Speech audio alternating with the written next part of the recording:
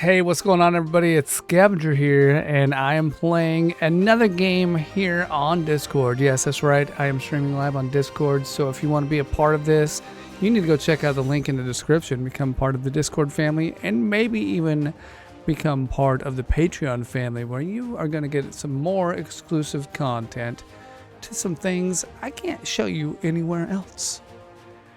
Anyway, we're playing Snowbreak today. Oh shit, hold on. Maybe chapter 14? How much have I played? I'm on level 4. Okay.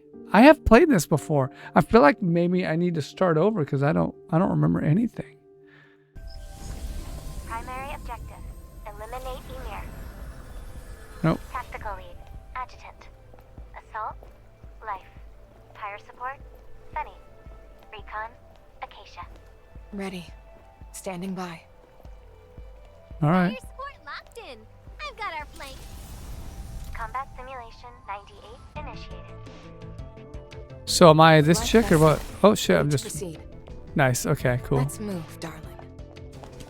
Latest intel: hydrogen levels are climbing near the tree. An intense snowstorm is forming over Schwoldrum, with the tree at the heart of it. Okay, so I need to... Hydrogen contamination is projected to reach critical levels in 48 hours. Darling, we I need gotta- to pick up the pace. Might need I like- another calibration. I like that she calls me darling. Enemy forces. Target down.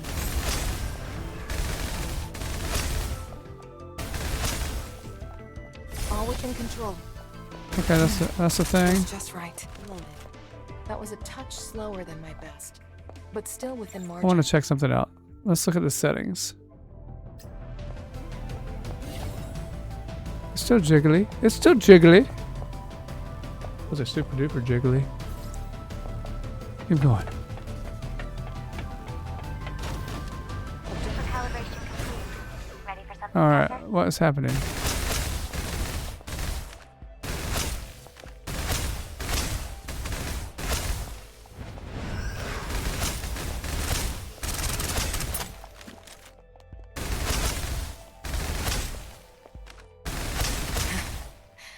All in one go. All right, cool.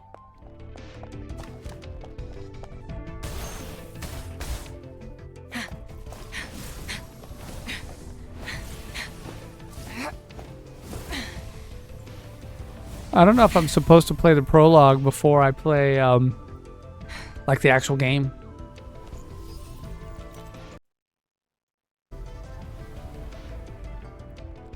I just assume the prologue comes first, right?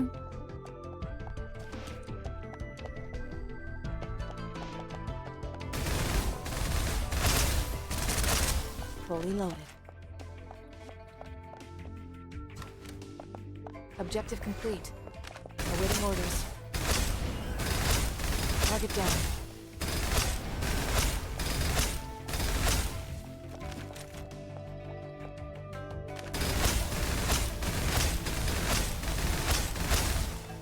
A Titan. A Emir's Titan? up ahead. Where? They always show up near a tree. A Titan. A Titan. All right. Let's do this.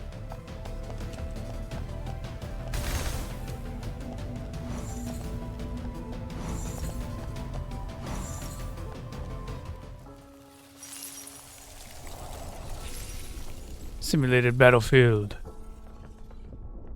Titan has boobies.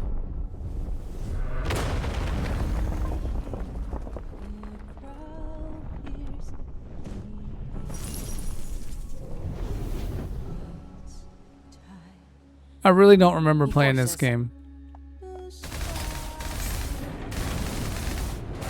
Oh.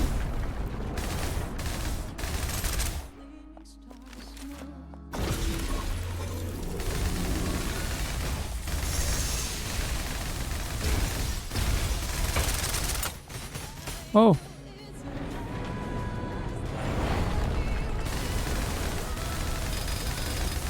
Oh, there it is. That's the good stuff right there. Okay, hold on.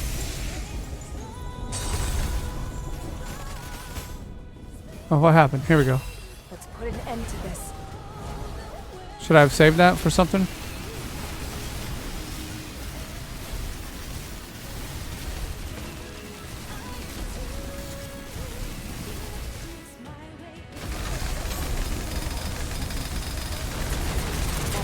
gate. I'll finish it off.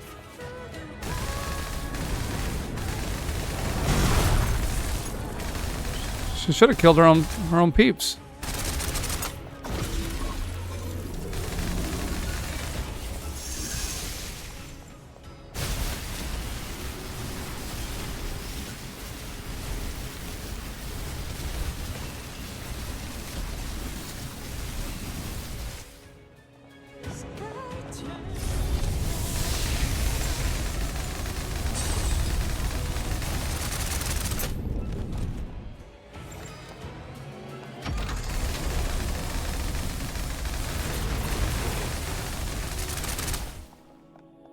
Weakness exposed.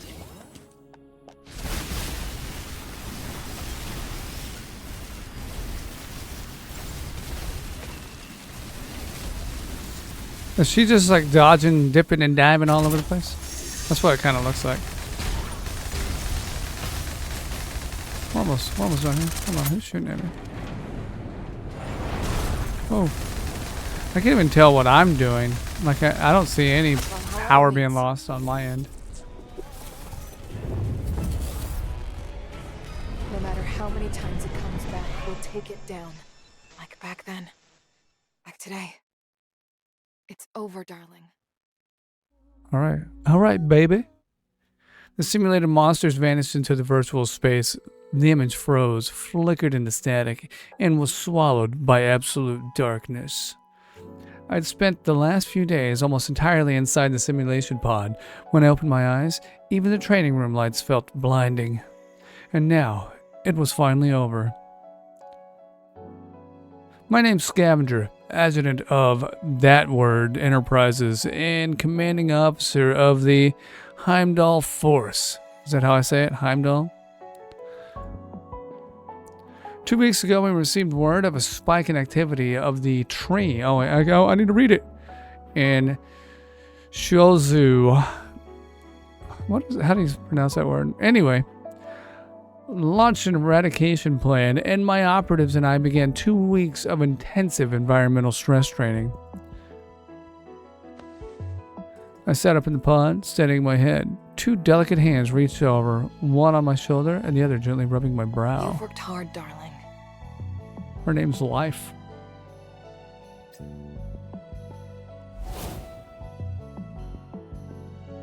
It was Life's voice, my operative, and someone I was especially close to. It's because of her bosoms. Her bosom. One word from me and she'd act without hesitation. We'd survive more close calls than I could count. I kept my eyes closed and guided her hand over them. We've had no choice. Maybe the tree was set off by Zero. It's been erratic ever since that mission in Shizuba. That maniac. She'll pay for it one day. How are you holding up? 98 sim runs. I didn't think we'd make it through so many. I'm fine. High stress training's just another path to getting stronger. This sim was built to put us in a dire situation against a tree. We shouldn't push ourselves like this. We shouldn't push ourselves like this too often. I'm completely drained. Like I'll pass out the second I close my eyes. Darling, I brought cake. Who's Want Fanny? a slice before you fall asleep? I heard Finney's voice. I opened my eyes and through Life's fingers saw her peeking in from the doorway. Damn, Finney. Finney fine. Alright. She was also one of those closest to me. No matter where she was, even on the battlefield, she always stood out like a bright star. I can see why. No matter what we were up against, she was like fire, never discouraged, never defeated. Just seeing her gave me strength. Bring it to the break room. We'll eat it together. I smiled at Life, then pushed myself to my feet. I need a shower and change. Let's meet in the break room in 30. Okay, I'll pop it in the fridge. Finny left with the cake, just leaving just Life and me to the room. I'll go freshen up. Not sure where Acacia ran off to. I'll go find her. Life nodded and turned to leave. Oh, wait! I pulled her into a hug from behind. She let out a quiet, satisfied exhale. Even with her back to me, I could tell she was smiling. You've worked hard too, darling. She turned and hugged me back, resting her head against my chest. She didn't say anything. Her forehead nuzzled against my chin, and we just stayed like that for a while. Quiet, close, and warm. See you in the break room, darling. All right.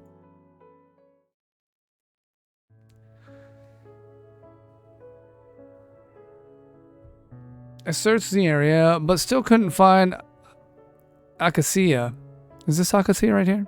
On my way back to grab my comms terminal, she suddenly appeared, rounding the corner at the end of the hallway. Acacia looked young, but in truth, she spent 30 years in cryosleep due to the Juvosis pandemic. Okay. I was the one who had woken her. Back in her time, people would have called her a nerd. Not much of a talker, unless she was with me.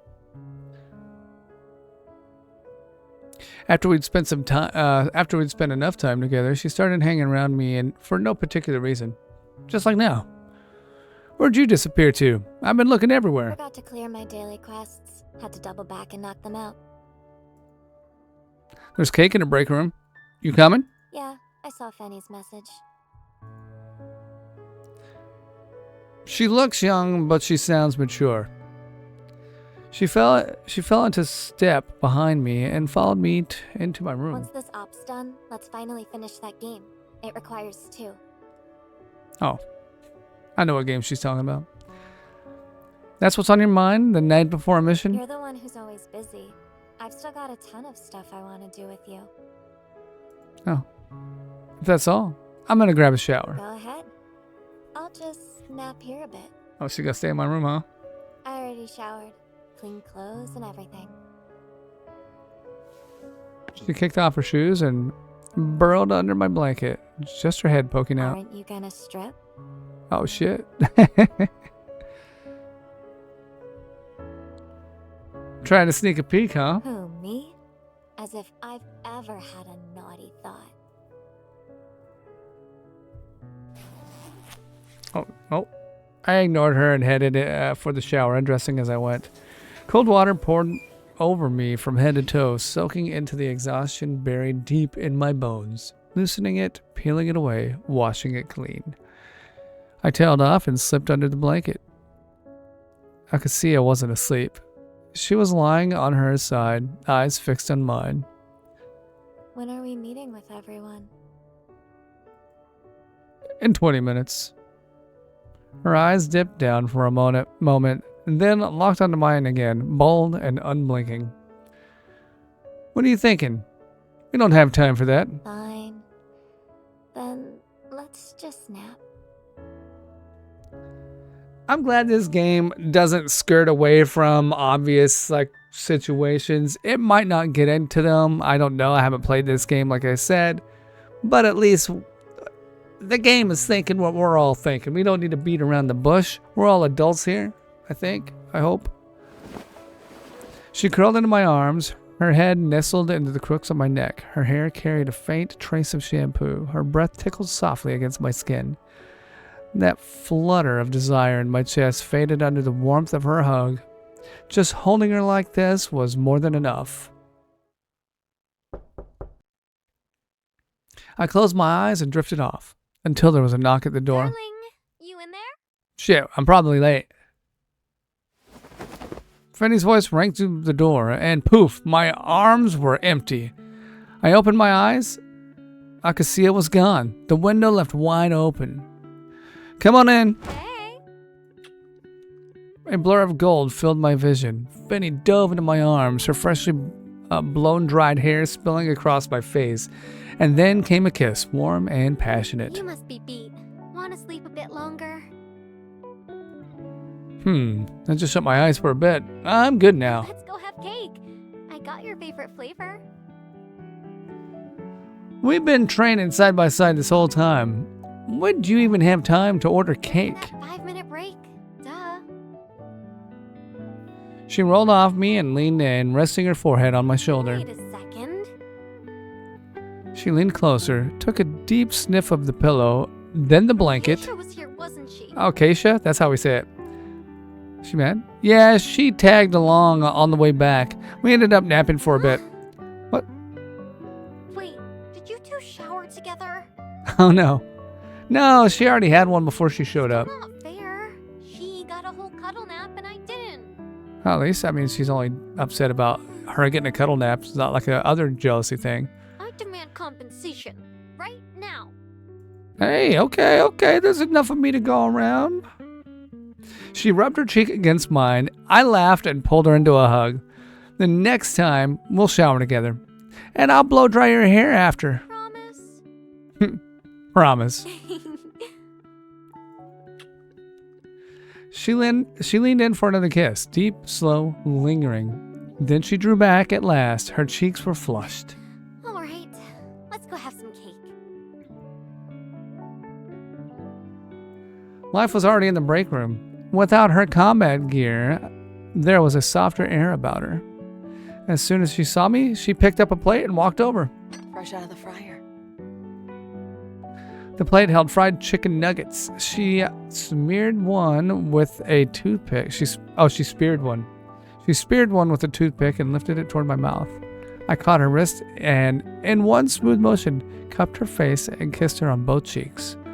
Then I took the toothpick from her and fed the nugget to her instead. You took the brunt of the sim. You've earned the first bite.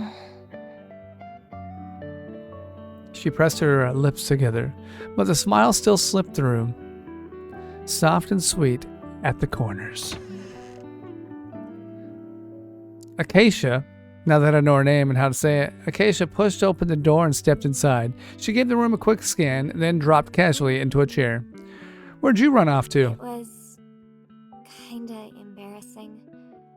I'm still not used to being seen holding you like that. Oh.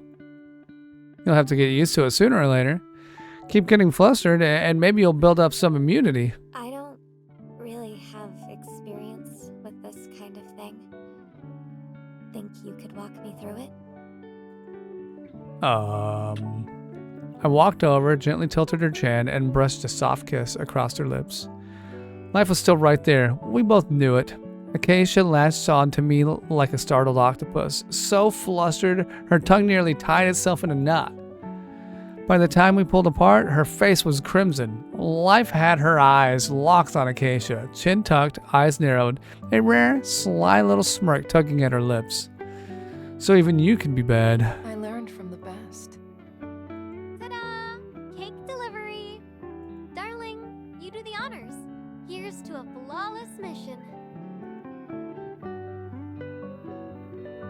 I leaned back on the couch, skimming the mission briefing again and again. This is us right here. This is us. I don't know if we could use this for a thumbnail later, but hey, we'll see. Come on, darling. Put that down for now. Priority 1 is to rest, remember? We're wheels up tomorrow. You're right. You didn't finish your cake. Uh-oh. Life took a seat beside me, a slice of cake in hand. Open up, darling. Acacia slid on my other side. She didn't say a word, just quietly claimed one of my arms.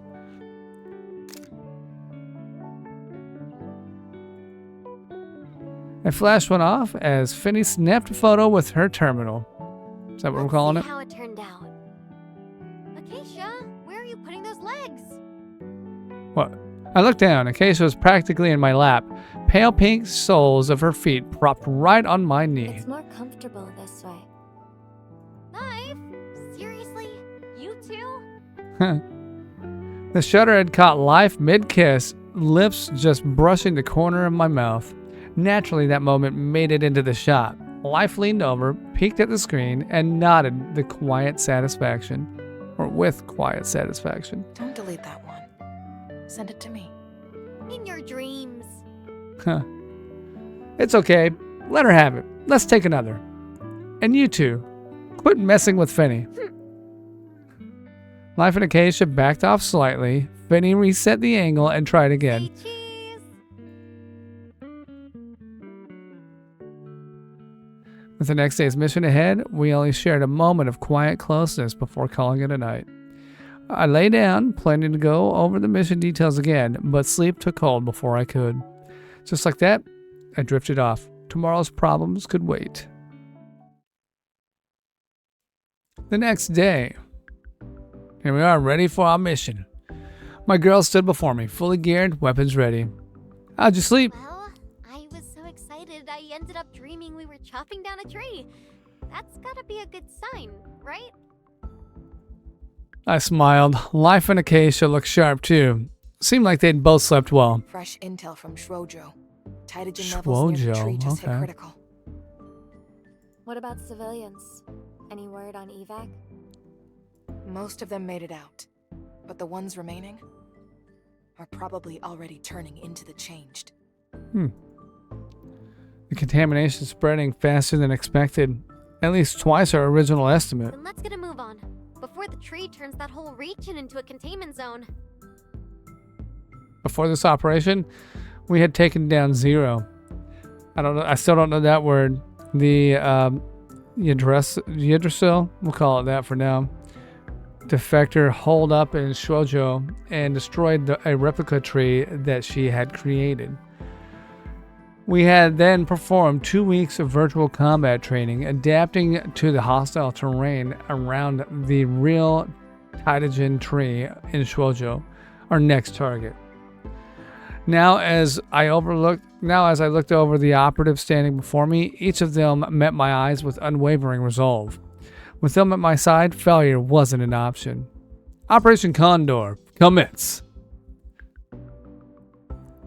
We boarded the aircraft, rising through the clouds en route to Shwojo. Past hills and farmlands, we touched down at one of Yggdrasil's armed bases near the border. From there, we transferred to a command vehicle. A few more hours of jolting terrain brought us to the containment zone's edge. The forest had been razed, bulldozers sat idle among toppled trunks and torn up soil. We rolled through smoke and dust, only to emerge into a field bursting with life. Wildflowers in bloom, sunlight glinting off quiet streams. What a view. Shame it might not last. What's up, Windbreaker? How you doing, man?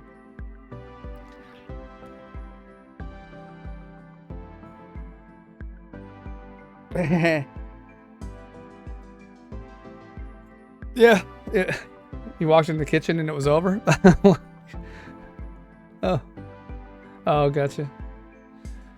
Nah, you're good. I'm trying. This is Snowbreak. Yeah. I guess it's like one of those mobile games. I don't know. I'm playing it on the PC. Maybe it's a gacha. I don't know yet. But I've seen some stuff.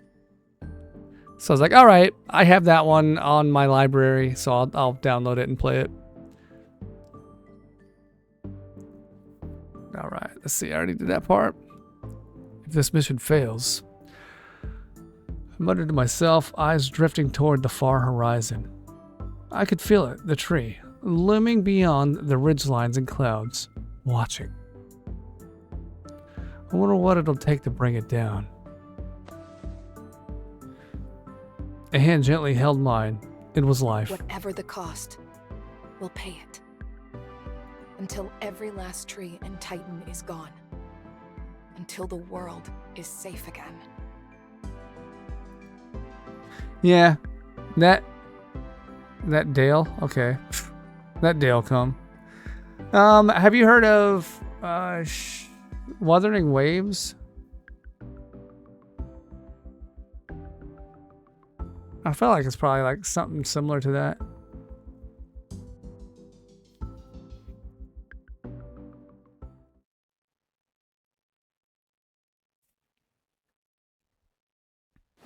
I'd like to see who dare All right, disturb here we my go. time alone with the adjutant.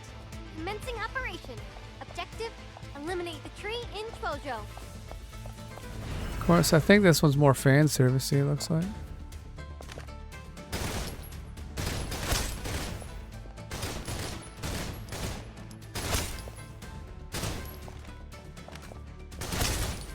Have changed. Innocent Nah. people transformed by Taitogen. I mean, some of them I think they contamination. can be fun if they're done right. We have extras on set. Yeah.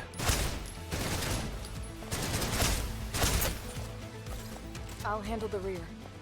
Go on ahead, darling. I think Genshin was on. I didn't play it. I did for a little bit, but then I just did something else. But that's what I tend to do a lot. So I wouldn't say it's the game's fault that I stopped playing it. It did feel like it was something like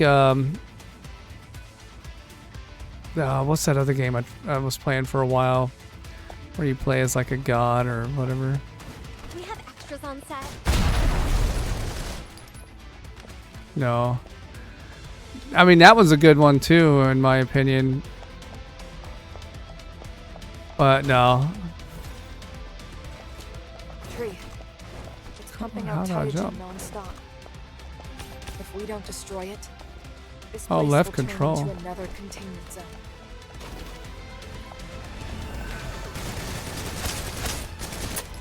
I don't know if I can switch characters.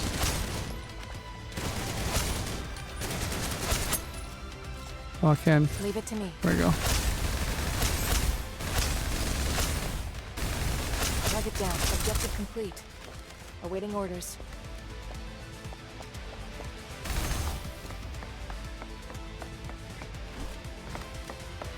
Ready. What is this? Alright. Oh shit. Let's put an end to this. Plug it down. Good. Hydrogen levels are spiking. Yeah, Faster than they should. this was good for a level boss. That's Titan presence. Oh wait, I Just should have as I saved that. thought. Probably this is a boss fight right here. Oopsies. See what happens. Yeah, this looks like it might be a boss fight.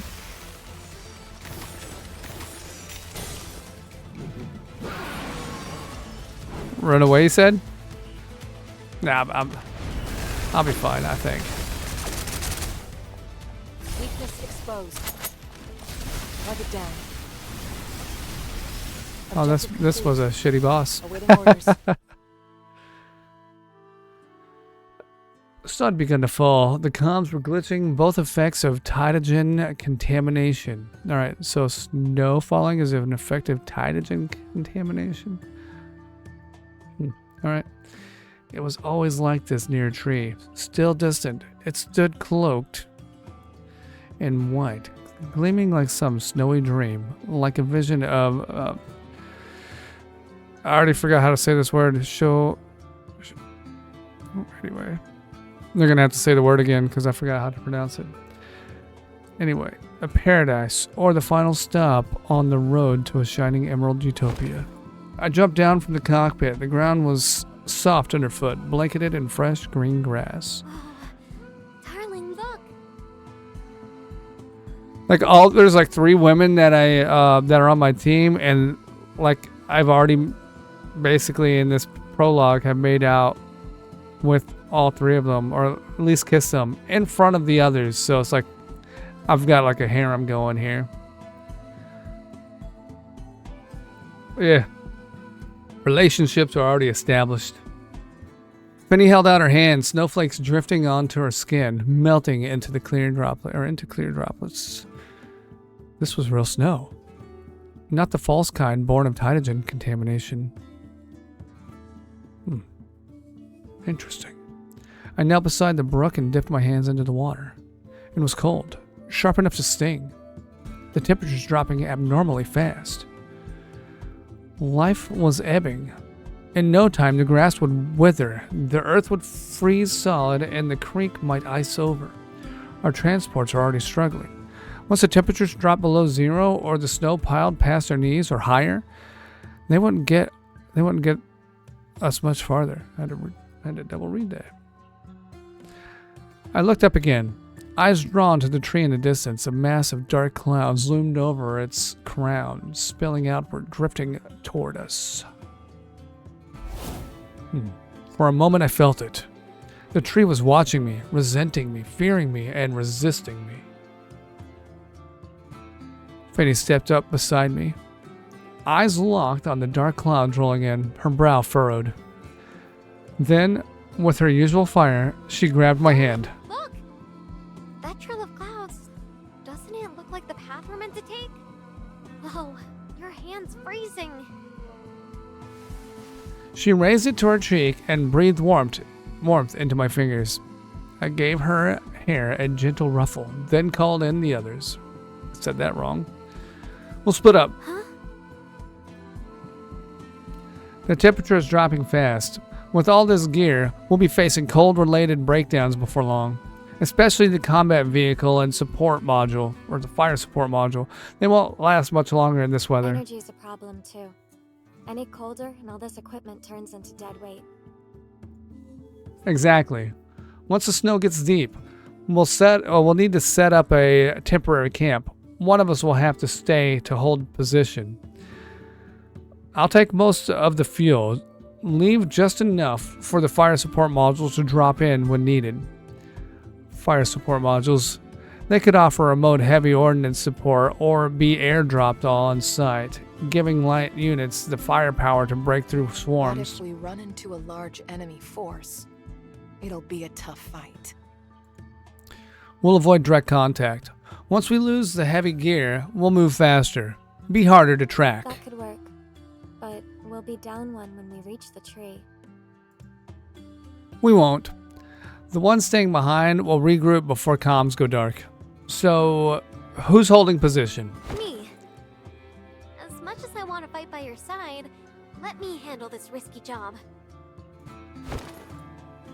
Life stepped forward too. Wherever you need me, I'll be there. No, pick me. That's right. All these bitches want me. After Acacia jumped in, all three looked at me, waiting. As I hesitated, Acacia's gaze darted between them. Life's your best shot for clean execution. With her watching your six, nothing slips through the cracks. And Fenny's instincts are razor sharp. She's got the team's blind spots covered. As for me, I used to be Special Forces, remember? And I know my way around machines. More or less. What do you two think? Who's that set on it? Well, on the bright side, I get to stick with you. Me? I trust your judgment. Then it's settled. I'm staying. Alright, if you're sure. But listen up. Don't stay past half a day. Once you've confirmed we don't need fire support, move to the rendezvous. We'll leave trail markers. Once we make camp, we'll fire a flare. If you don't catch up, we'll come find Look you. at you, planning ahead and everything. That's what I'd do. Then it's settled. Now everyone back in the transport. We push as far as we can before the snow buries us. Wait. As I neared the vehicle, a twitch pulled at my brow. I felt a familiar presence, then power again, pulsing closer. Life sensed it too. She locked eyes with me. Spread out, sweep the area. Fanny picked up on our look and bolted up the nearest hill without missing a beat. It's the changed.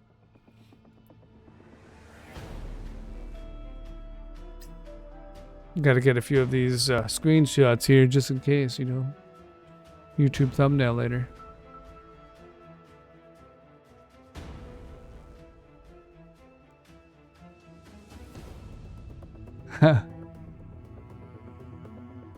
Yeah. How many? Where from? All sides. Oh, no. They're everywhere.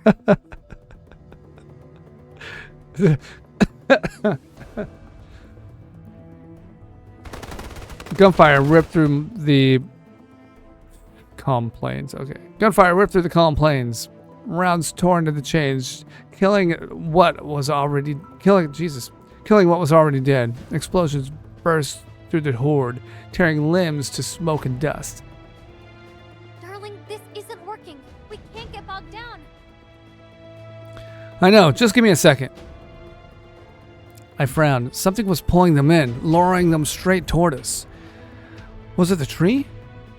Was the cold was the cold it's doing too? Wait, what? Oh, was the cold it's doing too? And if so, why strike now, instead of waiting for the cold to deepen and give them the upper hand? The change kept coming. They rose from beneath the dirt, clawed their way out from the hills. That force, that Titan presence hadn't faded. The snow thickened, the sky dimmed under the swelling veil of clouds. Something's off. What is it? There's a Titan hiding here. Life.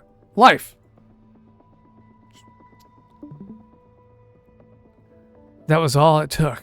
Life read me instantly. A brilliant blue aura flared from her, light rippling out from concentric rings, as if time itself was slowing under its pulse. In that moment, nothing could hide from her eyes. Come out. Bolts of lightning surged from her, crashing down like waterfalls, snaking through every crack in the earth. A heartbeat later, the ground began to tremble. It's beneath us! I've got this. Finny raised her hand high. Finny raised her right hand, golden light gathering in her palm. It looked as if a newborn star was blazing over the ridge. Clouds split. Snow burned away in the glow. The light flared. Then, like a sun crashing into the sea, or molten metal spilling from the heavens, it slammed into the earth, a blinding impact that hurled rock and soil skyward. But even that couldn't dim its brilliance. The hill cracked open wide. Finny had carved a crater several dozen meters deep. Half a Titan's form smoldered in the rubble, dark red, scorched.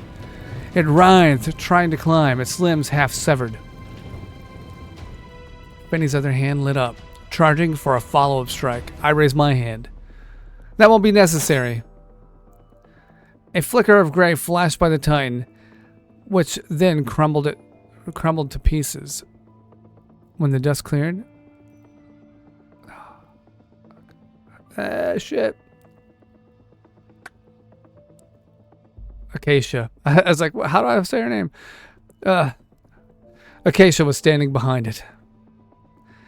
I turned.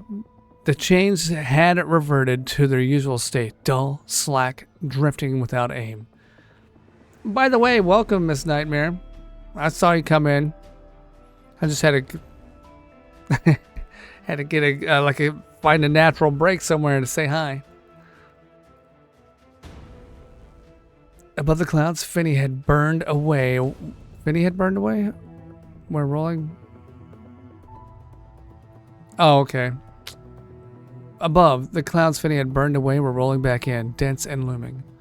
I stared at the distant tree until a pale white mist drifted over it, veiling it from sight. Let's move. Snow's picking up again. Okay. Now where are we? The sky had darkened so much you couldn't tell where the clouds ended and night began. We made camp, set up the lookout, and settled in. Finny took first watch. Life would handle second. Acacia, needing to deploy solo later, turned in early. I sat on the edge of the bed, poring over the map. Acacia lay behind me. Life sat across from me. Judging by the snowfall, we've got at least 4 days ahead of us. Life didn't respond. She just gazed out the window, watching the snow come down. It's only going to get tougher. Supplies, gear, the snow. Changed. The Titans. Yeah. Still, I can't shake this feeling that the tree's afraid of me. It knows what I'm trying to do. It knows I'm hunting it. I opened my hand and stared down at my palm. The power I carry. No one else has it. The power to wipe out a tree. I could absorb and convert hydrogen. You could say I'm their natural predator. He's basically saying he's a lumberjack. The Titan lurking underfoot. The change crawling over every ridge. And those clouds that never break. It's all by design. Obstacles the tree is throwing at us. Should we maybe cheese the level? Gamer slang. Bypassing a tough stage by exploiting the system. You're still awake? Hold too many all-nighters. Can't sleep this early. Acacia's kind of a nerd. He explained that earlier, so it's understandable why she had used gamer slang. But I also think it's like a fourth wall break.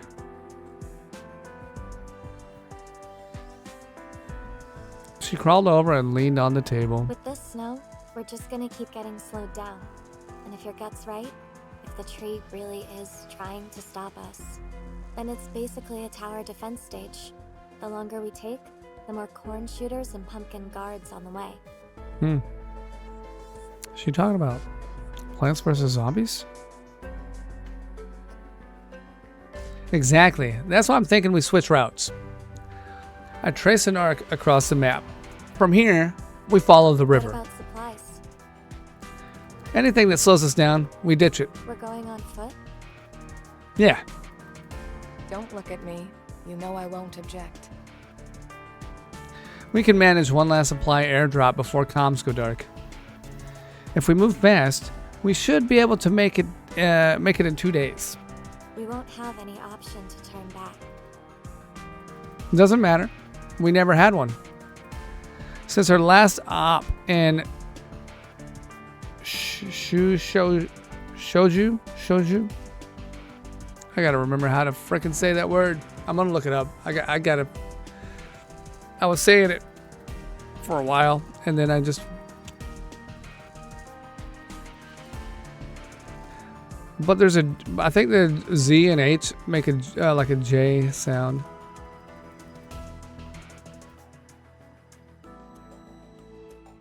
Maybe, yeah, maybe Miss Nightmare knows.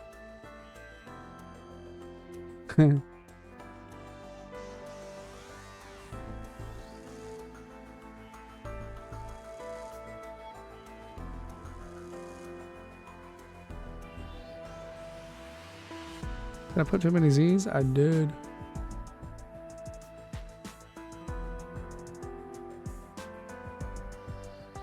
It's Shoujo. Shoujo. That's right. Alright, since our last op in Shoujo, the tree has been acting like we jolted it awake. Shoujo. Shoujo. Now everybody knows it. So when I freaking forget how to pronounce it again. Left unchecked, it'll turn the whole region into a wasteland. Alright, call's made. Time to sleep. Life's on second watch, so she'll need the rest. Right. I left a lamp on and slipped under the blanket beside her. It was freezing outside. Well below zero, but I felt warm. That warmth was life, curled against me from behind. I reached back and took her hand in mine. Sleep crept in, the wind howling beyond the tent walls. I didn't know how long I was out before something cold slipped in beside me. It was Fenny. Half asleep, I instinctively pulled her close, wrapped her in my warmth. I stroked her hair until her breath slowed and settled. Snow kept falling. I drifted off again. So I'm just sandwiched between two women right now. Dawn had just begun to break. Acacia and Finny lay curled in my arms, both stirring in their sleep. I slipped free from between them. Life was still outside on watch. I threw on my coat and stepped out into the cold. She turned. Our eyes met. Go get some sleep. I'll take it from here. She shook her head, stepped forward, and rested her forehead against my shoulder. After a few seconds, she straightened and gave a little shake, like she was shaking off the fatigue. I'm good. Bullshit. Life? I cupped her cold cheeks and leaned in, nuzzling against her. The chill chased off the last of my drowsiness. Get some shut-eye. We move out in half an hour. Get some shut-eye in half an hour? That's crazy talk.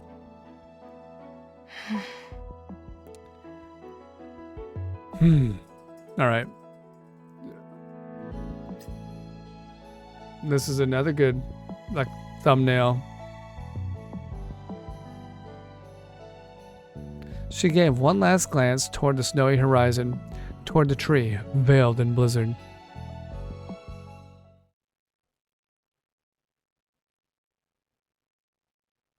Adjutant, don't let me out of your sight. No snow here. Figures. This is what I want to do. Now's our chance. I just Let's want to move. do more of this kind of fighting and gameplay. Hey! Mooch!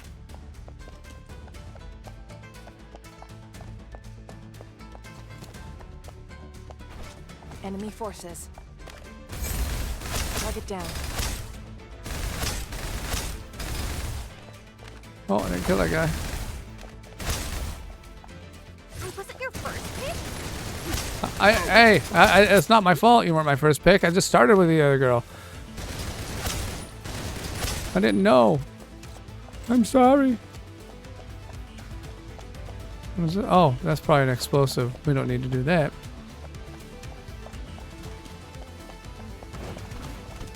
What? There's a river ahead. Is that a raft? And the changed in the vicinity. I'll take care of them. You're sounding like Jeebus today. Already Muffled. reloading.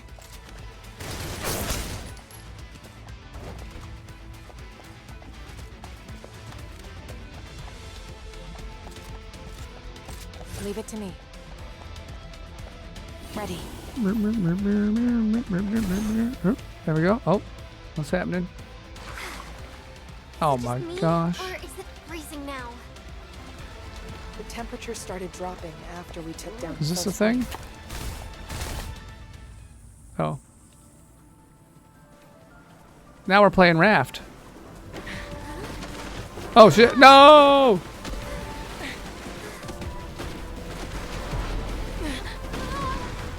Jeez.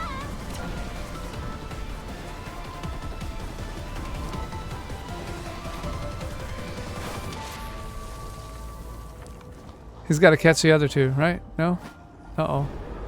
Okay, they're all just, they can all do a superhero landing. It's getting even colder now. Oh, It's the already girls can run starting with to high snow heels there. because, You're right. because, We need to hunt. I don't know. Target down. They're just really good at it. They must be strippers.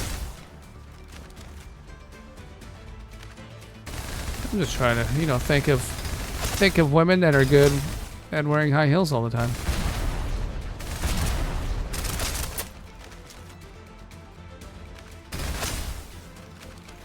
Enemy forces. Objective complete. Awaiting orders.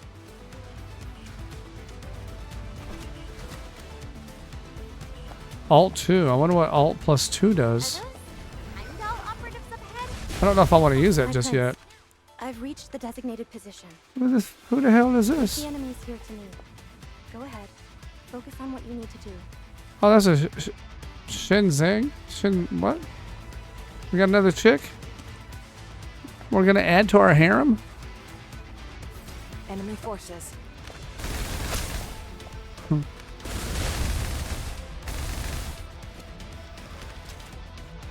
Alt 2. Alt 2. Go on. Okay, let's see what this Give me the does. applause I deserve.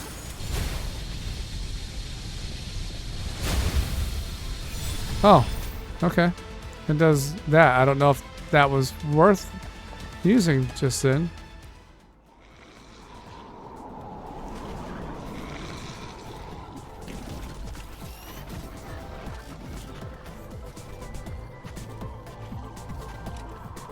They're closing in again.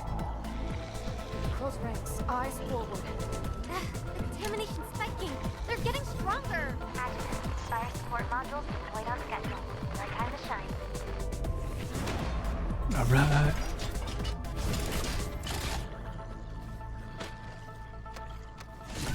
Alright, that's what that does. Oh, don't shoot her probably. Extras on set.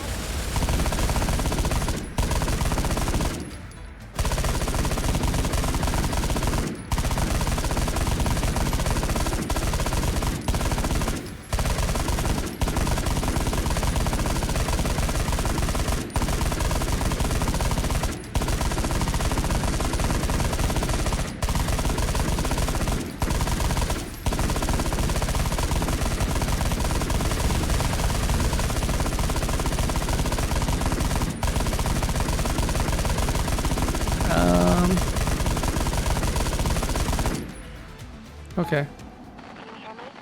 Hello? Is this coming through? She looks cold. Coming in clear now. Titogen levels just hit critical. This will likely be our last transmission. Understood. How's it going on your end? Rather smoothly. We haven't encountered any enemies since we took down the Titan. I've sent you our coordinates. Flows heavy here too. I'll move out once I send the air trap. Coordinates received. Calibrating now. Payload is airborne. ETA 5 minutes. We'll resupply on the spot. Once you get near the target location, pop a flare. We'll make camp and respond in kind. Copy. ETA 1800 local. Copy that. Stay sharp. I paused for a moment, then cut the transmission. Since the last engagement, there hadn't been any other sighting of the changed or Titans. Snow came and went in waves, but those heavy clouds never lifted. There was no getting around them. In the distance, the trees seemed to be concentrating its strength. The windstorm had gathered at its perimeter. No matter which path we took, it would be the same hell. The parachute drifted down slowly, cargo crate in tow. We resupplied on the spot and pressed on.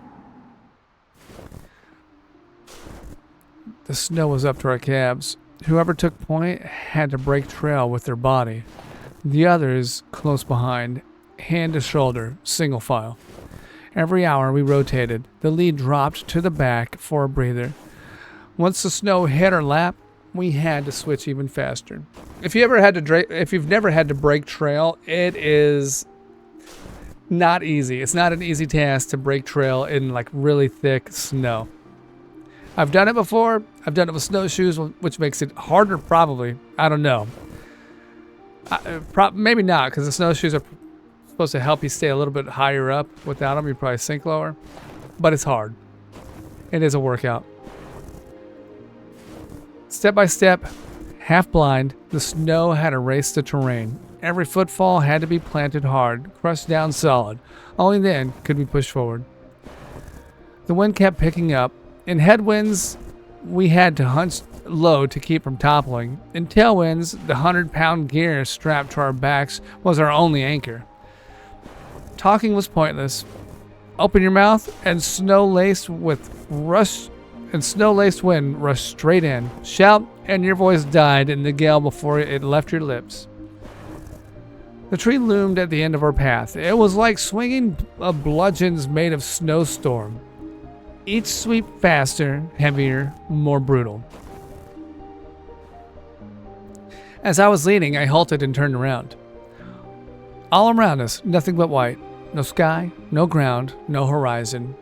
Even our own tracks were vanishing. I shrugged off my pack. The wind nearly tore it away. Life and Finney immediately leaned in, pressing their ears to my lips. It was the only way to hear through the storm. Alright, he's probably like yelling basically, but they probably can't hear. Stop moving! Stop moving! We camp here! We're not there yet. Like that. Okay, see ya! Finney quickly understood what I meant. She and Life both shrugged off their packs. We pulled out the heating rods, snapped them, and tossed them into the snow. As soon as their warmth faded, the meltwater quickly froze solid again. Battling winds that threatened to knock us over, we carved blocks of ice and stacked them in tight rings. Each new layer had to be sealed with slush to hold it together, or the whole thing would collapse under the next gust. They're making an igloo. By dusk, we rolled out insulated mats and strung up a tarp, turning the bunker into something halfway livable. Our makeshift camp was finally in place. But it was already 1930, and still no flare from Acacia. The storm was swallowing everything. Yeah, she's doing this by herself.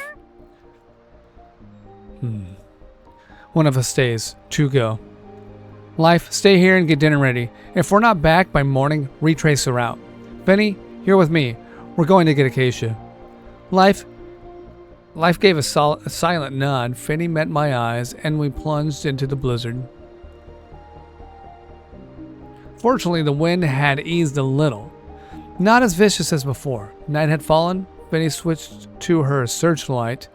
I kept pace a few meters away, scanning as we advanced. I'd fired a flare every 10 minutes. This one was the last. Are we not going to find her? No matter how far we pushed, everything stayed the same. Just darkness, snow, and wind, on and on. Like a nightmare caught and repeat, no end, no light, no way out. Finney's head drooped. She switched off her light and stepped beside me, chest rising and falling, wordless.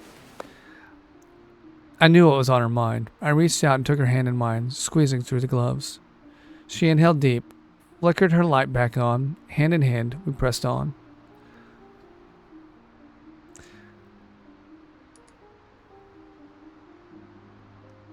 The way back felt harsher than the way out.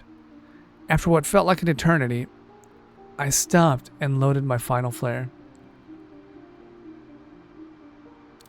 I hope we find her, actually.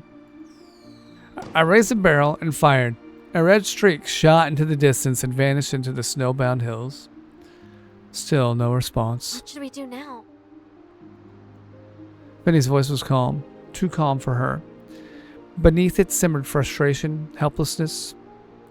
If she could blast the storm away, she would have. But so Acacia could see her flare. Just so Acacia could see her flare. Give it a minute. The wind kept crawling at her ears. Snow poured like loose sand.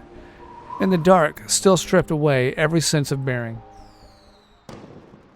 Then, a streak of red pierced the dark, arcing from beyond the ridge in a wavering trail. Signal flare! A signal flare! A star blinked over the ridge. It was from a headlamp, smothered by snow until it flickered like starlight. It moved slow but steady, drawing closer. The star grew brighter, its glow sharpening into a beam. And beneath it, Acacia's frost-dusted lashes and brows. Oh, she just ran up on us real quick. I pulled her into a hug. She wobbled a bit, patted my back, and flashed a lopsided grin. I thought she was going to die. I thought we were going to lose somebody already. Yeah. That's the smallest girl, too. She would have been the first one to freeze to death. The walk back felt almost easy. Each step seemed lighter than before. The night and the blizzard hadn't changed, but something in us had. Through that world of swirling black and white, we made it back to our makeshift camp at last. We pulled back the tarp, and warm, savory aromas enveloped us instantly. My hair was damp and cold. Life helped me out of my coat and hung it by the heater to dry. I couldn't help pulling Acacia into another hug. What took you so long? I did send a flare, but the snow was so heavy. Even I couldn't see it, let alone you. Okay. So I waited for the snow to let up. Then I just kept a steady pace and headed the way I figured you'd be, preserving my strength. Talk while you eat. Yeah, bitch. Life had made borscht. Hey, I just made borscht on another game recently. Fuck borscht. I took the bowl of the soup and took a sip. Tangy, rich. It warmed me to the core. Now, I've never actually had borscht. I don't even know what it is. Have either one of you had borscht?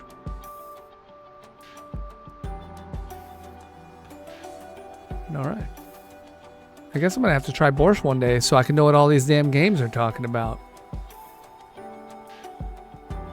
Borscht must be not anything that we have in America very often. Anyway, we found each other and everyone's safe. That's what matters. That's accurate. This is out. Do what?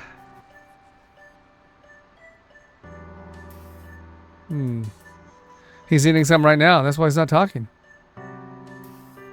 I'm just kidding. I don't know.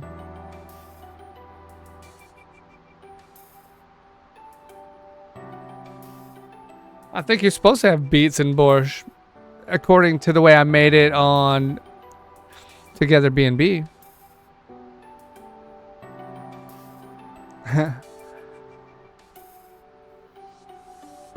Like, no. Well then. Well, if you've never had them in borscht, then that's the problem. All right, let's see. All right, we already got that. And then I say, yeah. The snow's picking up again. Benny stared outside, snow already knee-deep. Life stayed quiet, eyes fixed on her soup. Acacia, meanwhile, looked straight at me. We were still a day and a half from the tree. Supplies were holding, but the road ahead promised harsher conditions.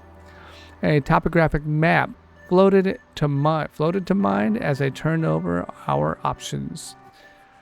Was there a smarter way forward? I'm finished eating. It's stuffy in here. I'm stepping out for air. Stuffy? Benny lifted the tarp and stepped out. A gust of cold slipped in behind her. Life ladled herself another bowl, which she then finished her unhurriedly. I'm going to take a look outside too.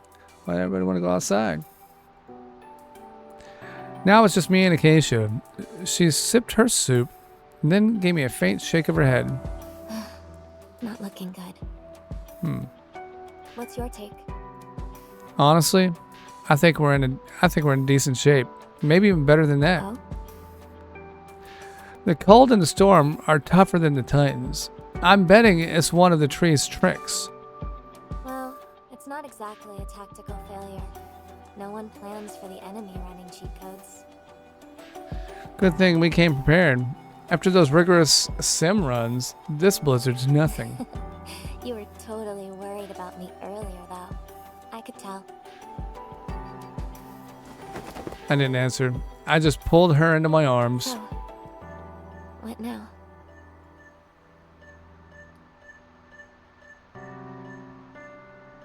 They could look at what? Oh. Alright. Well, we're gonna burn the boats.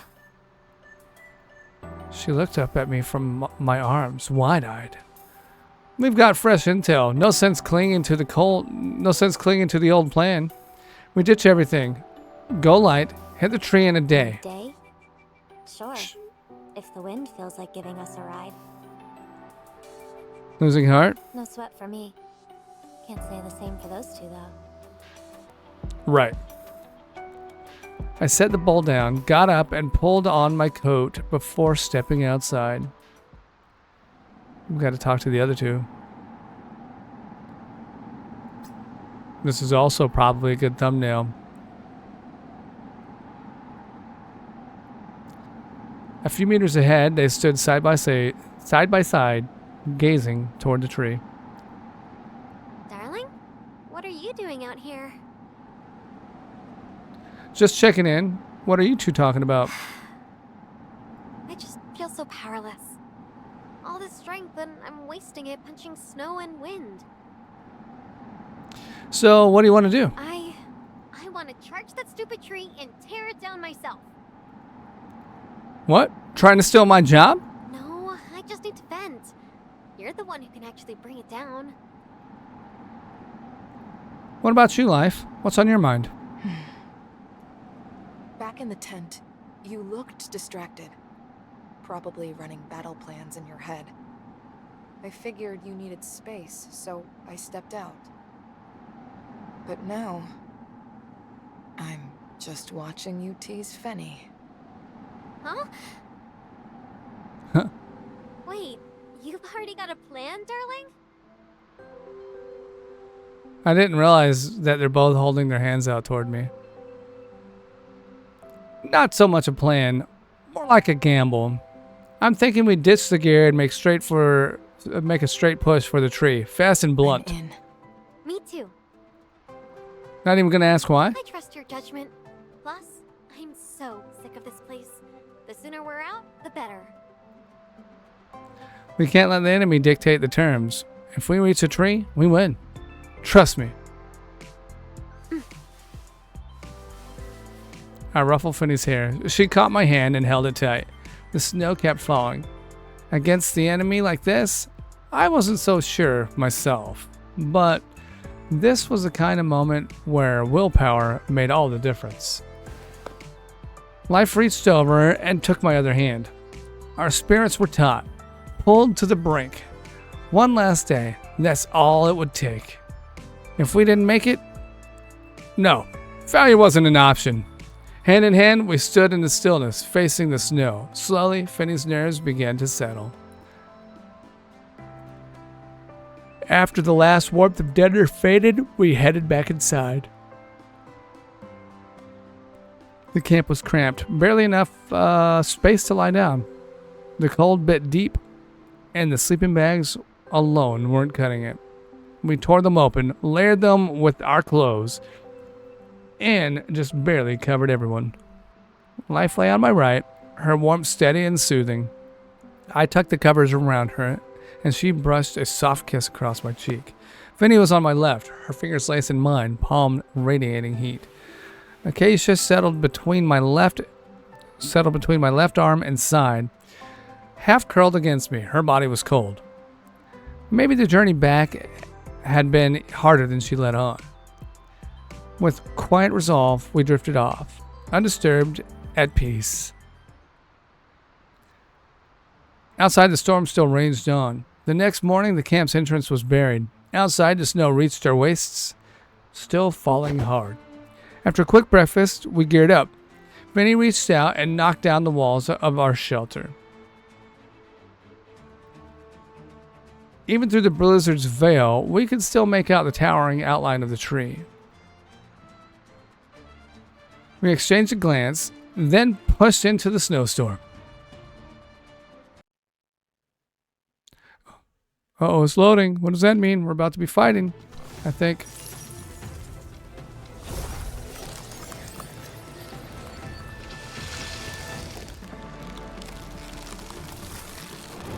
Alright, who is this is?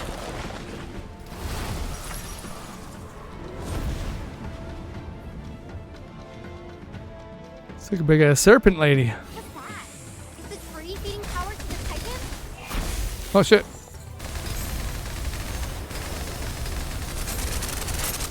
Fully loaded.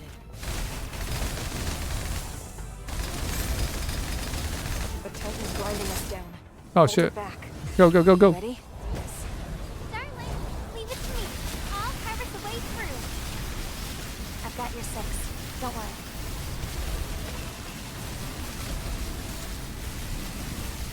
Where'd she go?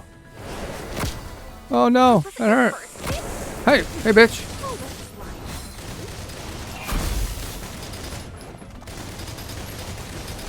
Huh.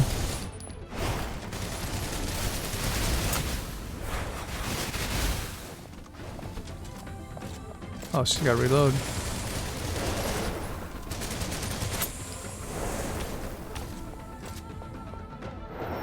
you think you're a match for me? Please.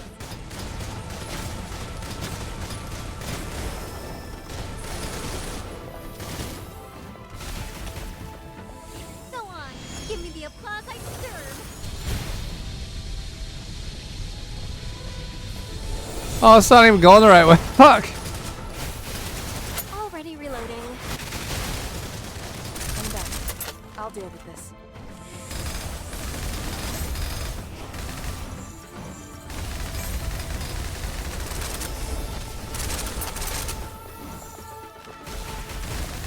Valhalla awaits. We got her? Nice. Nice. You're Oh, not shit. getting near him. Darling, we've got this.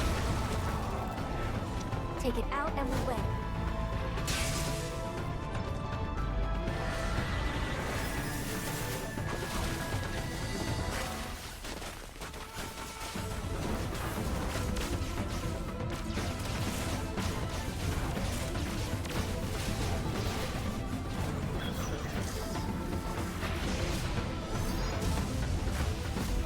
Kind of feel bad for that monster chick.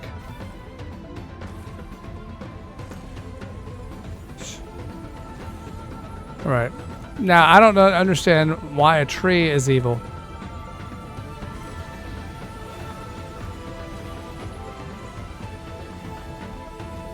And who's making stairs up to the tree? The tree?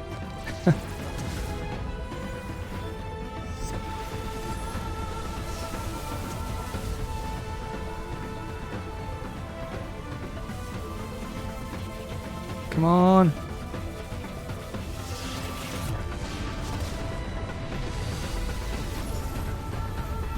Alright, that Titan died.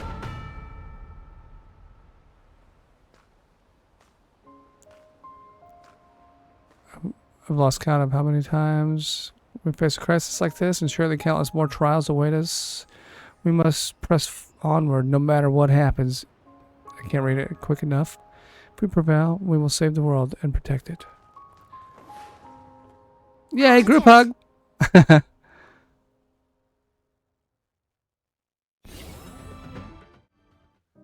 The snow had stopped. It was over. The Titan's form crumbled and was swept away in the dying wind.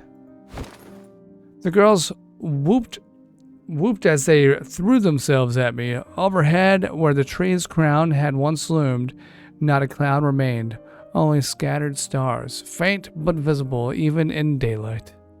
Comms were coming back online. An aircraft was en route from the border, and my terminal lit up with messages from the girls who'd been worried sick. The tension in my life finally lifted. I let myself fall back. Life caught me. Darling, are you okay? I'm fine. Just tired. Let's lie down for a bit. The plane's still a ways out. You scared me half to death. She exhaled, relieved, and lay down beside me. Life sat close, letting my hand rest in her lap.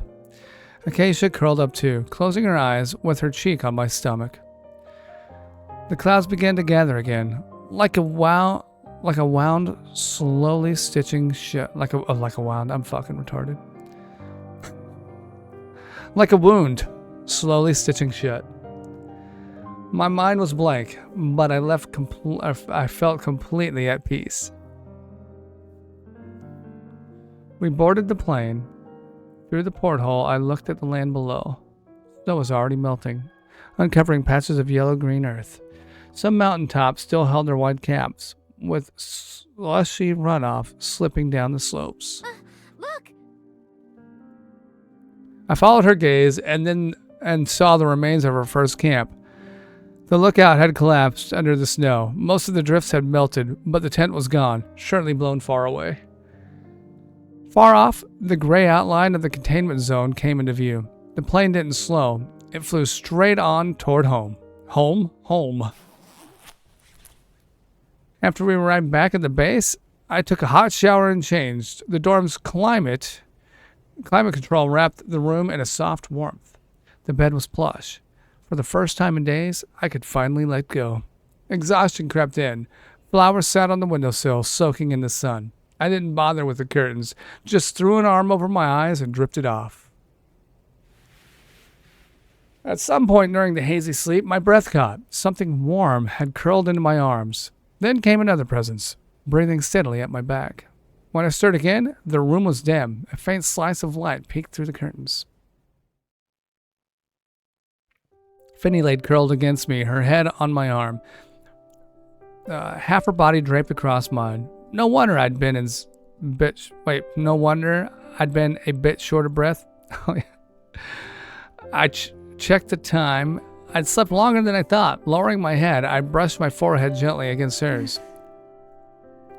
Our breaths mingled. Slowly, she stirred awake. How'd you end up in my bed? I came looking for you and saw you were asleep with the curtains still open. So I closed them for you and got cozy myself.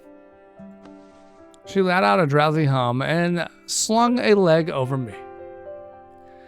You always do this, treating me like a body pillow. You don't like it? I do. We should probably get up and grab dinner. I rolled over. Acacia's there too. Someone was behind me. I rolled right on top of her. Benny and I both jolted. Acacia? Again? When did you sneak in? You okay? I didn't squish you, did I? I'm fine. I think. Benny propped herself up, shooting glare at Acacia, who just ducked her head and played dead. A sudden knock came from the door. It creaked open a sliver, and Life's voice drifted Dinner's in. ready. You three, come eat if you're up. The three of us exchanged glances, a quiet awkwardness in the air. We got dressed and made our way to the canteen. A canteen's a dining facility, if you don't know. And it's also something that you can hold your drink in. Whether by luck or design, every operative was back at the base tonight. A little celebration, a little reunion. No cake or champagne, just plenty of heartfelt welcome homes. As dinner wound down, I noticed Intelligence Officer Carolyn approaching from the corner of my eye. Something up? The boss wants to see you. Uh-oh. Got it. I'll head over there now. I stood, only for her to catch my hand. Hey, Is there something else? welcome home. I smiled. She stepped forward, cheeks flushed, and pulled me into a hug. In T's office? I said, okay, I'm assuming that means T, or that is a T, or not. Some weird character I'm not familiar with.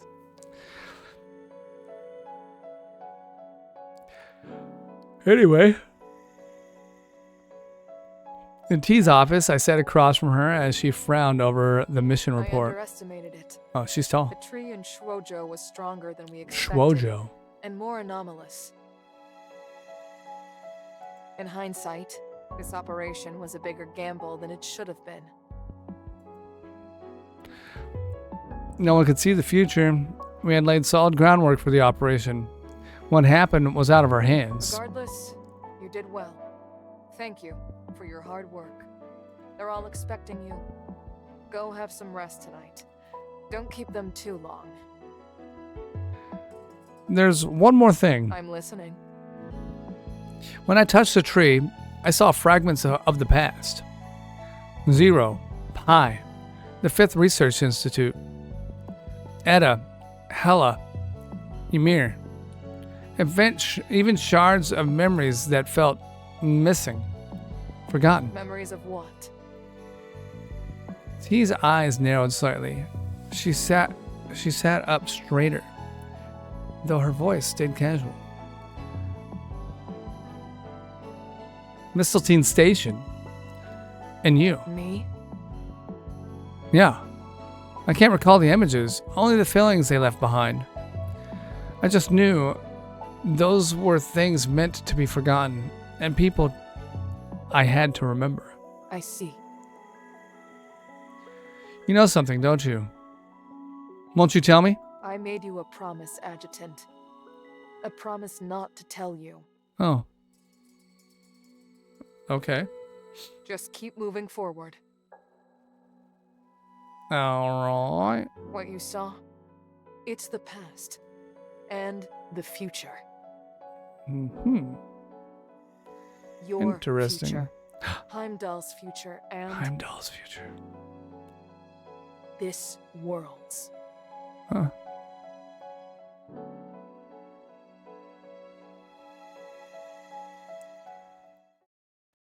By 2057, humanity had overcome the crisis of the Juvosis pandemic.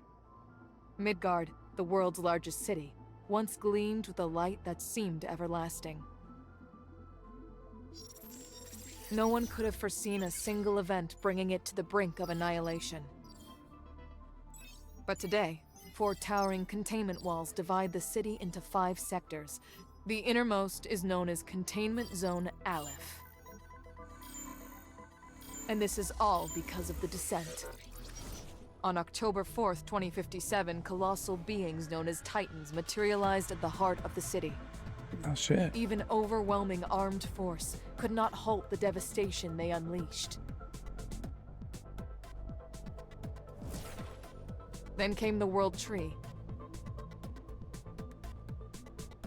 an immense crystalline structure taking root at the city's center and radiating Titagen outward. Despite every effort, the contamination could not be stopped. With no other recourse, Yggdrasil ordered the construction of containment walls to shield the rest of the city from both Titagen and the Titans. Of course, we knew the cause of the descent. It was triggered by an AI created by Yggdrasil, Edda. Huh. That little girl Operating is from Edda. Misteltein Station in Earth's orbit, Edda had become a threat that had to be stopped. Yggdrasil dispatched a team, led by you, head of the security department, to the station. But once inside, your team went silent. All contact was lost. 3 years passed. Then, a lone escape pod returned, carrying you. And with you, humanity's last hope. You told me you would carry on your mission.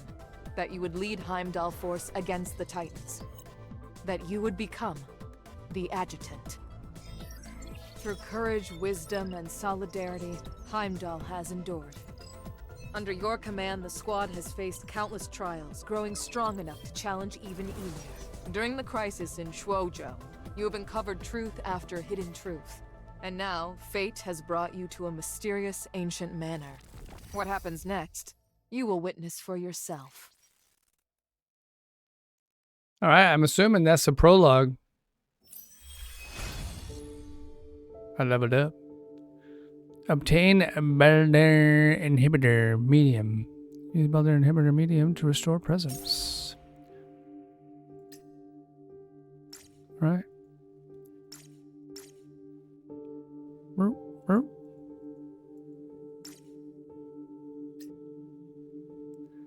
So I've done 100% of that. Shuojo 2?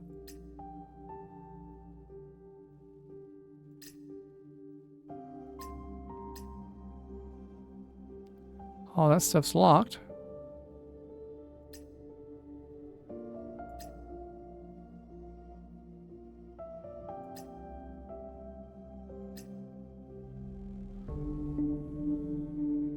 Why does it say chapter 14? I really don't get that.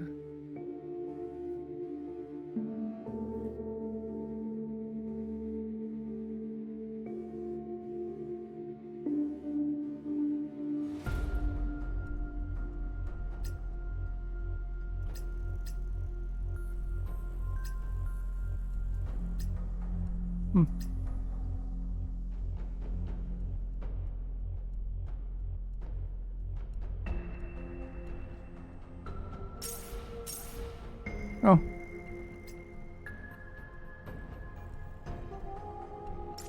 Did my daily check-in.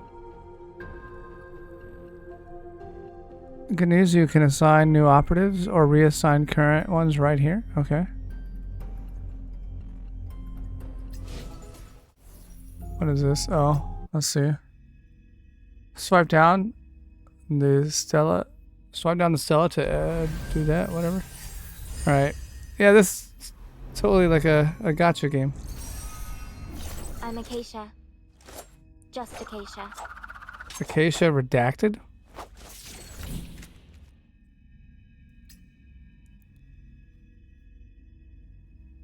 Alright.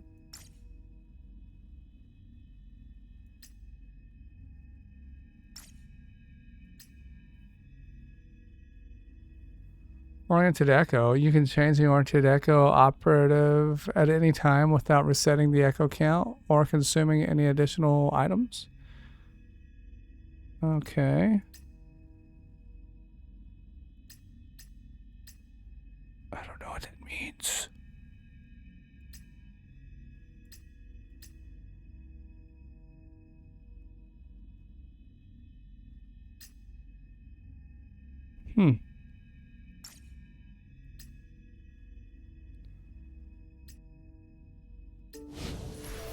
Okay.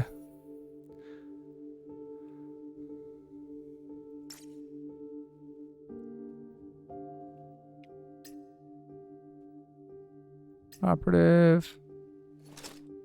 We got Acacia. Wednesday. Oh, that's life.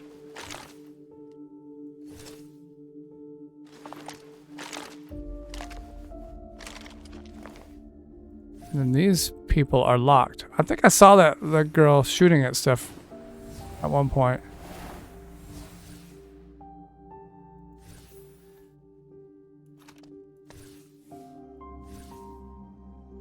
Or maybe it's this girl.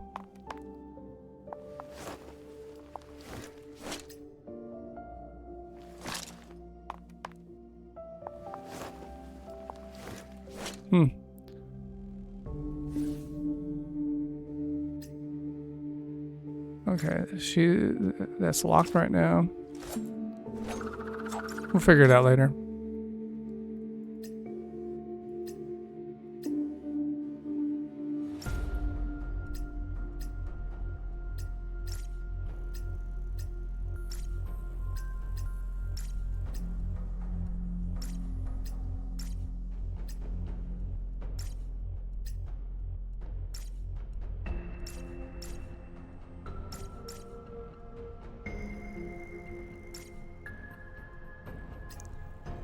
This is the boring part.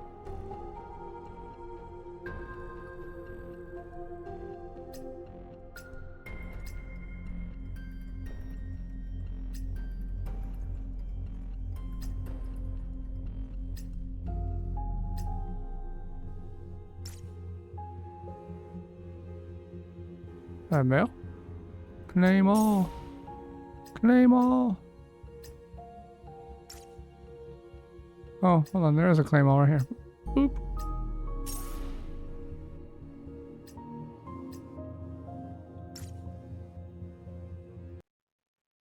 A quartermaster. Oh no.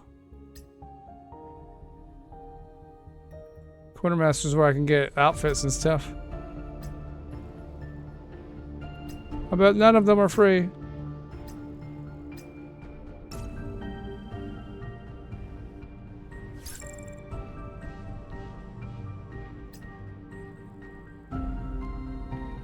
Alright, where are we at?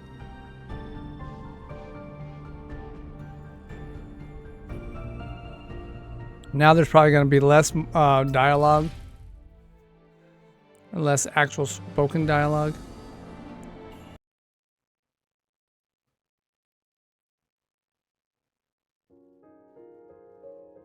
Three days had passed since the end of Operation Reclaim Boo-Boo consciousness, but the company still wasn't at peace yet. A multitude of intensive research projects had moved forward, working to reveal the secrets of baiting that Boo-Boo had risked her life for. I don't know who the fuck. Inside the medical bay at Idrisil headquarters, Yao stirred, as though waking from a long dream. Fatigue etched in her features. More poignantly striking, however, were the tear streaks silently tracing her cheeks. Realizing her face was wet, Yao paused, dazed for a moment, before quickly wiping away the tears. Only then did the figure beside her break the silence. How are you holding up? Penny fiddled awkwardly with her blonde pigtail as she spoke. Her gaze frequently flicked toward the outside, where the adjutant lay in silent slumber inside the adjacent treatment pod. I'm fine. Pulling herself from the remnants of that emotional immersion, Yao shook her head and managed a faint smile. If there's one thing I'm good at, it's sneaking in a nap during work hours. Come on, we both know this is nothing like napping. I've been there too. It's no picnic. Penny trailed off mid-sentence. Yao's calm yet resolute expression brought back memories of her own time in the spindle system with the adjutant. Understanding what Yao might be feeling, Fanny switched topics. Anyway. Before Fanny could ask about the adjutant's condition, Yao preemptively addressed her unspoken concern. He's doing fine. A bit too spirited, actually.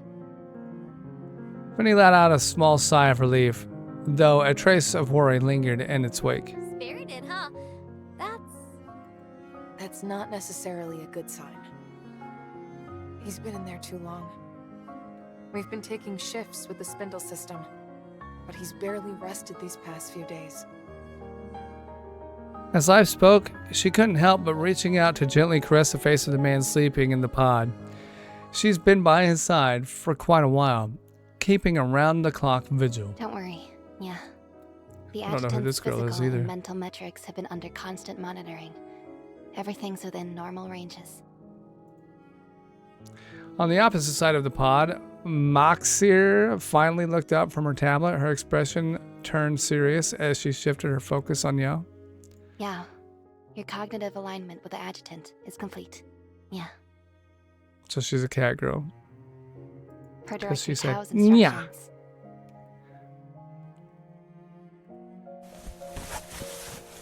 I know what to do. Yao replied as she climbed out of her treatment pod, though she wobbled slightly when she stood. Are you sure you're okay? Finney stirred, intending to steady Yao, but Yao waved her off. Bracing herself, she made her way to the adjutant's pod. I'm fine. Really. Yao's gaze softened as she looked at the adjutant, her eyes distant and wistful, lost in memories of her shared experiences in that dreamlike world. Actually, I've never felt better. Under the watchful eyes of the others, Yao leaned in and pressed a gentle kiss to the adjutant's cheek. You promised you'd find me. I'll hold you to that. She murmured softly by his ear before turning to leave the medical bay. It wasn't until the automatic doors slid shut that the room's remaining occupants seemed to come back to their senses. Finney blinked, still dazed. What did you just say to the adjutant? With a somber face, Moxir walked over to where Yao had stood. Without warning, she leaned down and mirrored Yao's action, planting a kiss on the man's other cheek. Finney's eyes widened further. What are you? Oh, Finney's getting jealous. Recreating it. Yeah. Recreating Yao's actions might help me figure out what she said. And? Did it help? Not really. Yeah. What? Huh. Not all experiments yield results. Yeah. That's just how it is. She's gonna say yeah Finny should after learn to everything? accept that. Yeah. I guess so. You're just making excuses for sneaking a kiss, aren't you? Human logic is so difficult to grasp. Yeah. Oh, cut it out! Now you're just playing dumb. Moxir let her gaze linger on the adjutant's face for a brief moment. Then, covering her ears, she turned away with a blank expression, blatantly ignoring Finney's Yao's protests. alignment is complete. My work here is done. Professor Frisia's secret weapon is in its final development stages, and my assistance is required. Yeah. Okay. All right, Nya. With that, Moxir, I'm sure that's not how you pronounce her name. She exited the room. The tips of her pointed ears twitched triumphantly as she strode off, her steps jaunty, like a cat that had just snagged a treat. As the door clicked shut behind Moxir, Finney turned her gaze to Life, a hint of irritation flashing in her eyes. Why didn't you say something? Okay, Wednesday, You huh? already said everything that needed to be said. Life lowered her gaze and took the adjutant's hand, pressing it soft against her own cheek. Under Finney's incomprehensible gaze, Life lightly nuzzled her face against the adjutant's palm, as if seeking warmth from it. Yao and the adjutant. They must have gone through a lot together in that world. What's this? Starting to feel jealous. Finney scoffed lightly, crossing her arms. Feigning indifference, she casually tossed out a pointed question. Speaking of which, what happened when you were in there with him? That's a secret. Ooh. Big deal. The adjutant and I have plenty of secrets of our own. Yeah, Finney's a jealous one. And Wednesday, haven't you hogged him long enough? It's my turn now. Before Life could respond, Finney unceremoniously pushed her aside. She grabbed the adjutant's hand and mimicked Life's earlier gesture, pressing his palm against her Darling, cheek.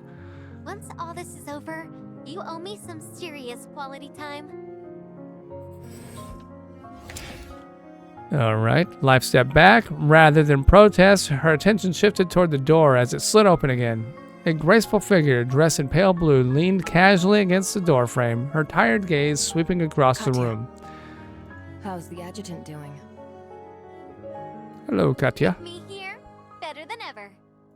How are things on your end? More smoothly than expected. Training's complete, and she's fully adjusted to the new exosuit. All metrics are perfect. 36 hours of training? Technically, 32. Director Tao made her take a 4-hour break. Okay, that's Tao. That is a symbol for Tao. As Katya spoke, the sound of approaching footsteps echoed from the corridor. With a yawn, Katya stepped aside to make way for a silver-haired girl in pristine armor, clutching a communicator. Katya, thank you for everything these past few days. No need to thank me. Just take care of my adjutant, and we're even. Katya flashed a quick smile, her gaze intently locking onto the man in the treatment pod. Without hesitation, she strode toward him. After all that hard work I've done for you, a little reward isn't too much to ask, is it?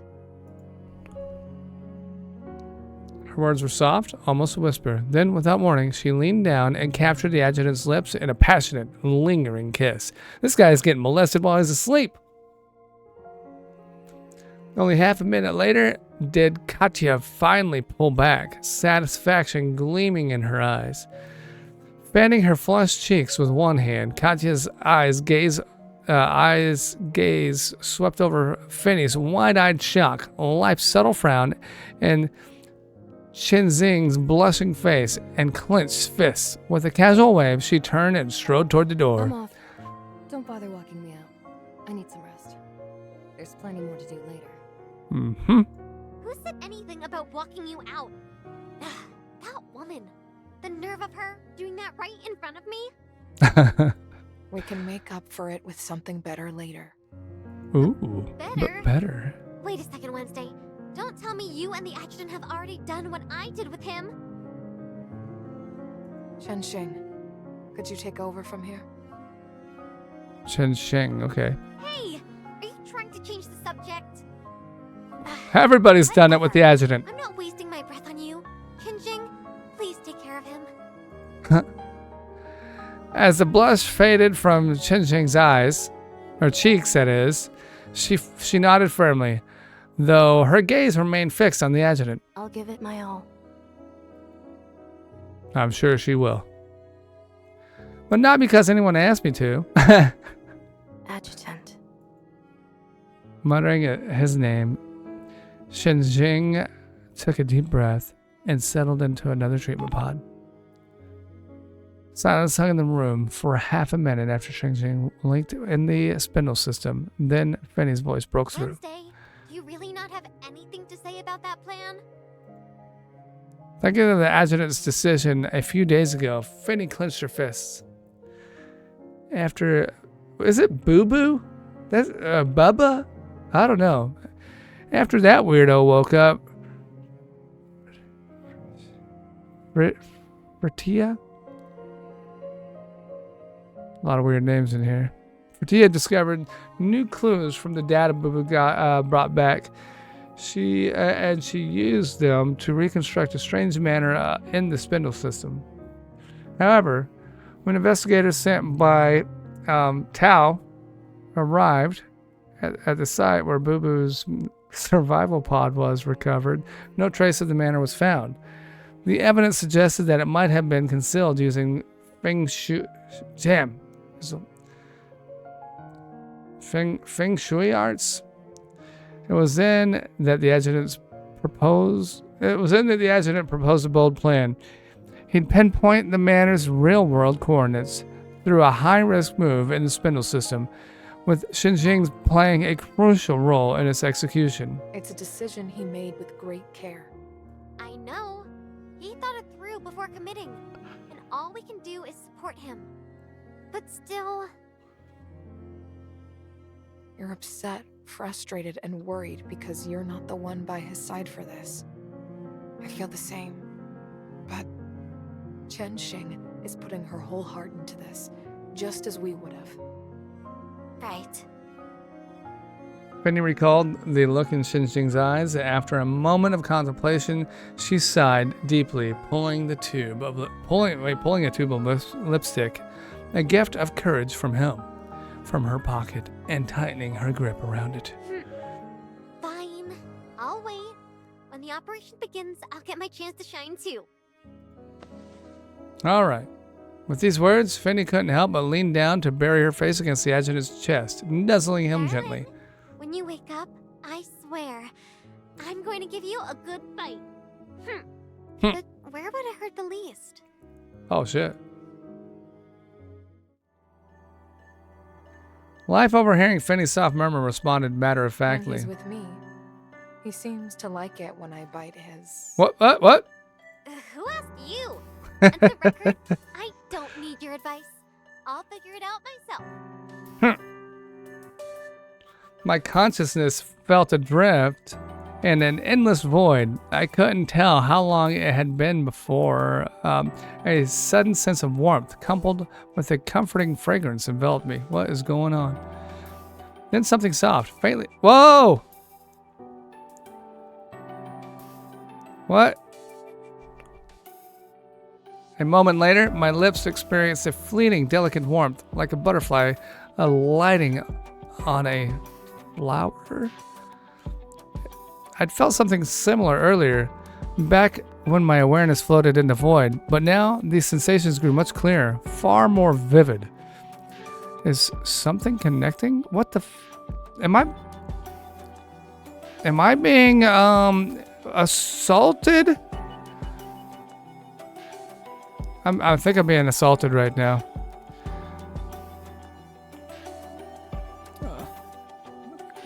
You can't say a safe word when you're asleep.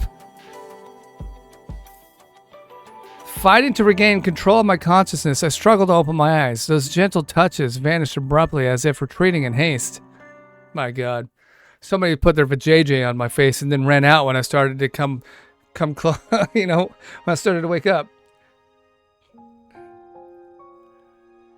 Oh, she's crying. Who this? Oh, this is What's Her Nuts. When I finally managed to pry my eyes open, I found myself facing a bright, serene, spry day. A warm sunlight bathed an elegant, antique courtyard in gold. Just inches from me was the comely face of a silver-haired girl. This is Shenzhen, or whatever her name is. She was a vision of purity, as flawless and graceful as snow and jade. The sunlight kissed her fair cheeks, lending her an eternal glow. A faint blush colored her face, like tender buds breaking through winter's frost. Shenzhen? I hadn't expected her to adapt to the exosuit so quickly, much less to initiate the connection herself. You're awake. You've been connected for a while, haven't you? How long was I out? Roughly 10 minutes. 10 minutes. So I've been lying on your lap this whole I time? couldn't just leave you on the ground, even if it's soft grass. She was Unless crying too. You'd prefer a different kind of pillow? Whoa. Her voice faltered, and a mist of shyness veiled her eyes, deepening the blush on her cheeks to a richer hue. She seemed momentarily flustered. A few days ago, the company library had been stocked with some rather curious books. By pure chance, Shenzhen had come across a few. With her eidetic memory, she must have absorbed some unconventional knowledge. She was looking at porn in the library. A different kind of pillow? I couldn't help but shift my gaze to something even more soft and pillowy right before my face. I had to admit, I hadn't been expecting this. What could possibly be more pillowy than a pillow? I didn't say anything like that. Oh, You must sure. have misheard me, Adjutant. Seeing her cheeks flush a deeper crimson, I barely stifled a chuckle.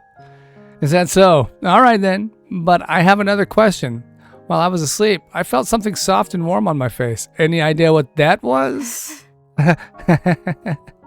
My gaze locked onto hers, and her blush intensified even further. Well, She fumbled for words, her eyes darting nervously. Seeing her like this, I decided to let her off the hook. But just as I was about to shift the topic, Shinsing lifted her head, her gaze meeting mine with surprising What you felt seriousness. just now, that was me. I touched you. With? As she spoke, she reached out, her silky hands tenderly cupping my face. The next moment, she leaned in closer, her slender arms wrapping around me in a delicate, fragrant embrace. Adjutant, I want to stay by your side until the very end. Her silken hair brushed against my cheeks as she spoke, her melodious voice reaching into my soul like a gentle breeze carrying a faint floral scent.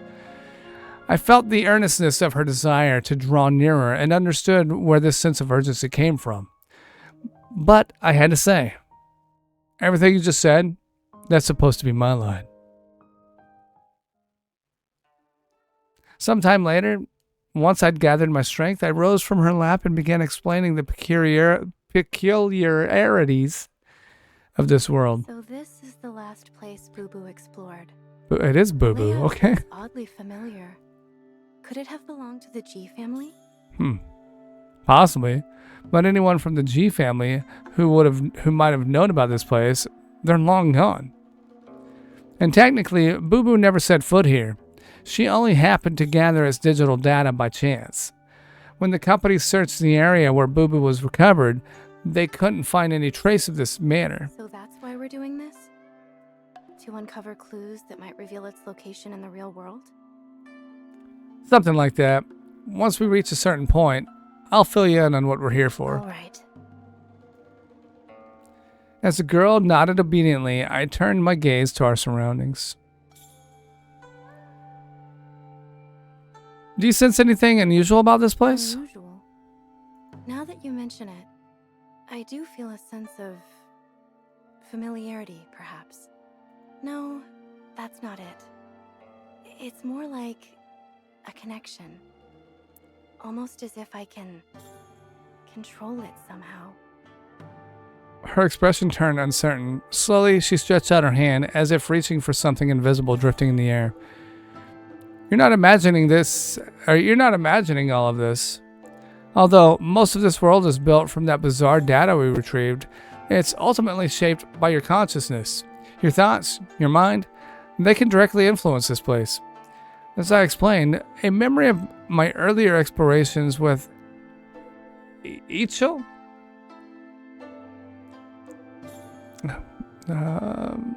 Why do they have to make people's names weird? Anyway, they flashed through my mind. In one instance, we had barely stepped into a similar courtyard before an army of vegetable soldiers and armed math problems ambushed us. It was quite a chaotic battle. Halfway through, she let out an annoyed roar, and then a squad of marching hamburger patties charged in to back us up. Shaking off that hilariously absurd yet unforgettable memory, I returned my focus to Shinsing. In this world, you can do things that are considered impossible elsewhere. Impossible things? Here, you're not bound by science, logic, or rules. Essentially, let your imagination run wild. Before we move on, you need to learn how to harness and wield that power. Every exploration I'd done here with the other girls, except Yao, had begun this way. I'm eager to see what kind of power your wild imagination will bring to life, and how it'll help us break through this in this world. Shinsing didn't hesitate for long. Her eyes moved slowly across the courtyard, and then something seemed to click. Right in front of her stood the first barrier she'd need to overcome using her power. Adjutant, you've always been curious about Shuozhou's feng shui arts, haven't you? Feng shui arts, huh?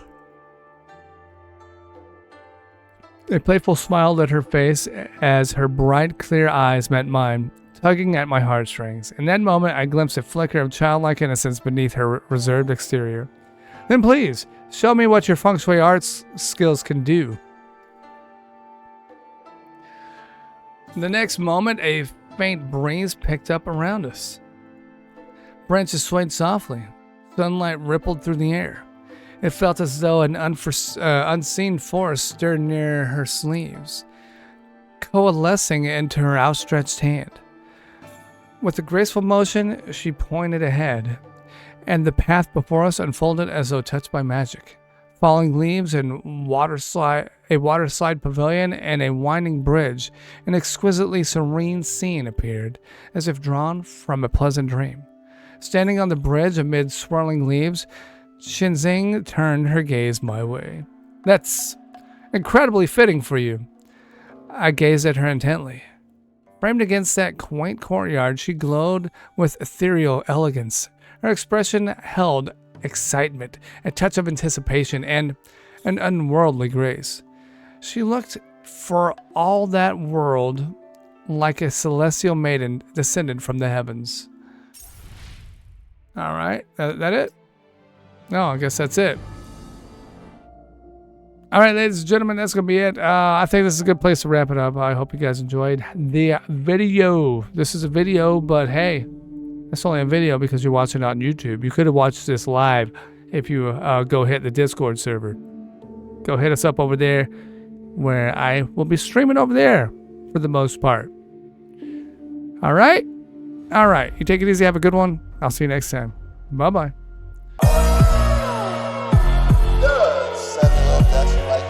Yes, I do. Hentai too. I have an idea. Get naked. What did you say? If it works, it works. On my wiener.